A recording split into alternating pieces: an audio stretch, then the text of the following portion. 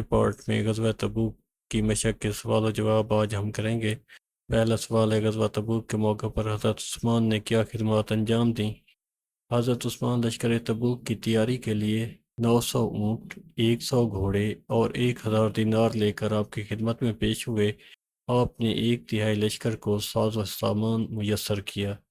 دوسرا سوال ہے، غزوہ تبوک کے موقع پر خواتین نے کس طرح لشکر کی تیاری میں مدد کی؟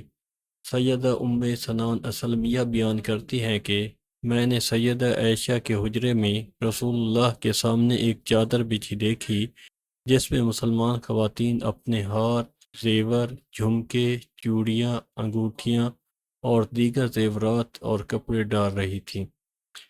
سوال نمبر 3، غزوہ تبوک میں منافقین کس طرح بے نقاب ہوئے؟ غزوہ تبوک کے موقع پر جب نبی کریم صلی اللہ علیہ وآلہ وسلم تبوک کی طرف روانہ ہوئے تو منافقین کے سردار عبداللہ بن ابی اپنے ساتھیوں سمیت یہ کہہ کر واپس لوٹ گیا کہ اتنے گرم موسم میں حالات کی تنگی کے باوجود رومیوں سے جنگ لڑنے جا رہے ہیں۔